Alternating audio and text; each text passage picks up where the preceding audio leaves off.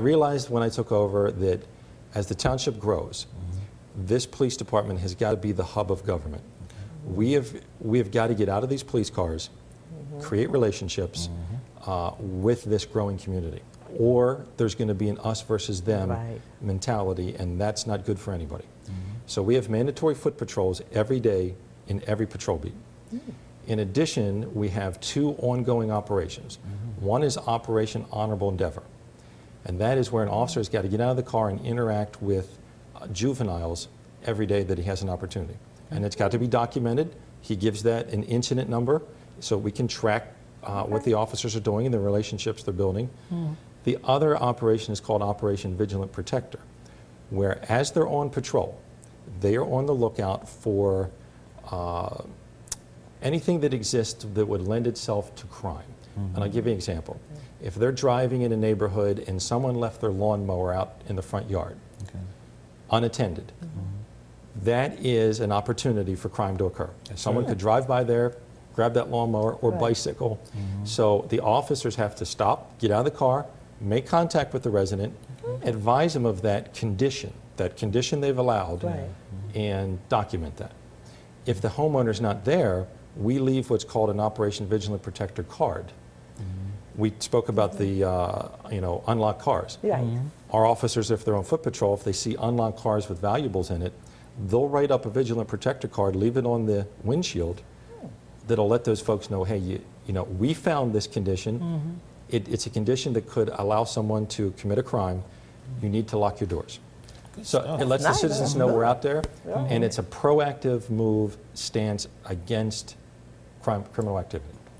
You know, I got to ask this question. I was thinking, I don't want to bring this up, but you know, we had a huge, national scandal, if you will, ongoing with the Trayvon Martin, piece. Yes. And it really speaks to, I guess, what citizen involvement, that whole, what do you call it? Not vigilante. I don't think you're calling that, but sort of that patrol thing.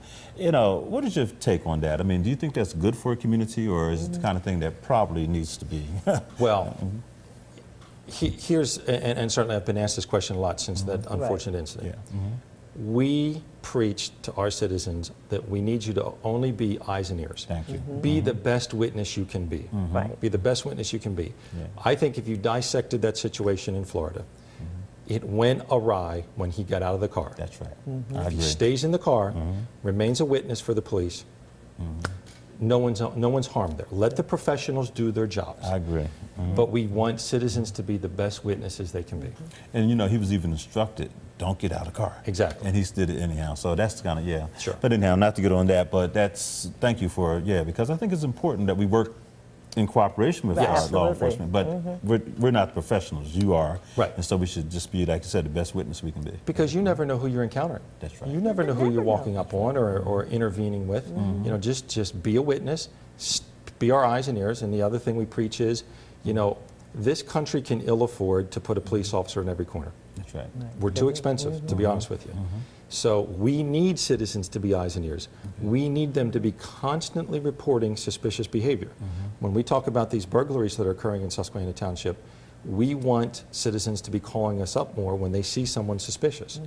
One of the burglaries occurred, the homeowner saw 2 people that looked suspicious just outside their door hours before the burglary. If they would have called that, we would have been able to identify them and maybe just move them away. Hey, time to move on here.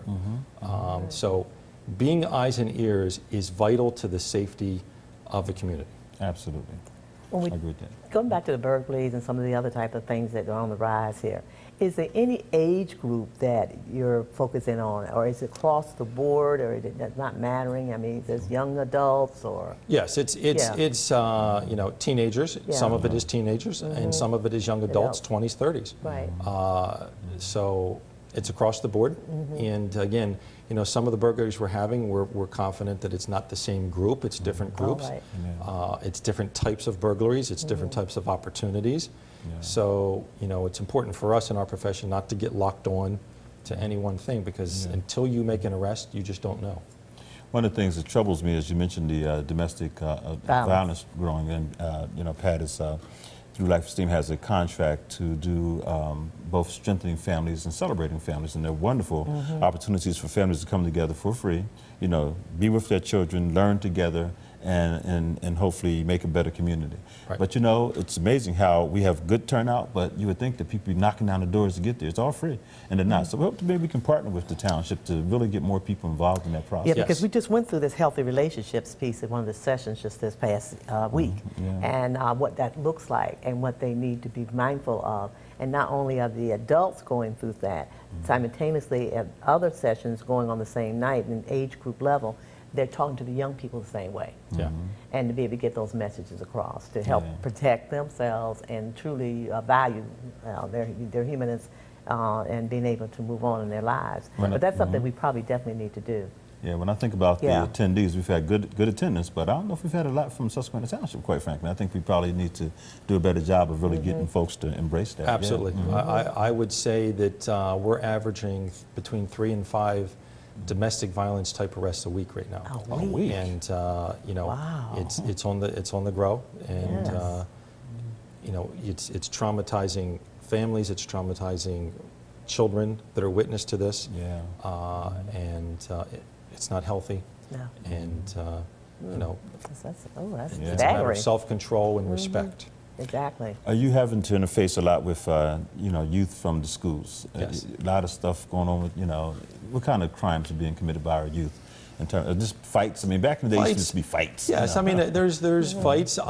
Interestingly enough, you know, the rise of the fights, you know, that we see in the school district or out in the community is between the young ladies, Oh, much boy. more than the young men. I hear that. I've heard that myself, yeah. And it's an issue of self-control. Again, a lot of it comes back to learning self-control. That's right. And some of it stems from just the technology of the 21st century. One person will feel that they were disrespected on Facebook or through a text message, and then the next time they see that person, well, it's, you know, it's go time. So they got to control those types of things. And the rise is with the ladies, and God bless Helen Spence, she's working on those types of situations for us. Yeah. Absolutely. It's bullying. Are you seeing a rise in bullying across the I think that bullying has always been there. Always. You know, when I growing up where I did on the board of the city of Philadelphia, you know, there was bullying. Certainly in the late 60s and 70s, I was bullied. I was always the youngest guy in the group I was with and got bullied a lot. I think it's grown in its aspect and its the treatment to these victims, and I think it's a real problem that schools have to get their arms around. I think it's really the issue of the day for us. I agree with that. You know, we have on June the 9th coming up a wonderful opportunity for community called the Fatherhood and Family Celebrations, the second annual at the State Museum of Pennsylvania, which is located 300 North Street in Harrisburg.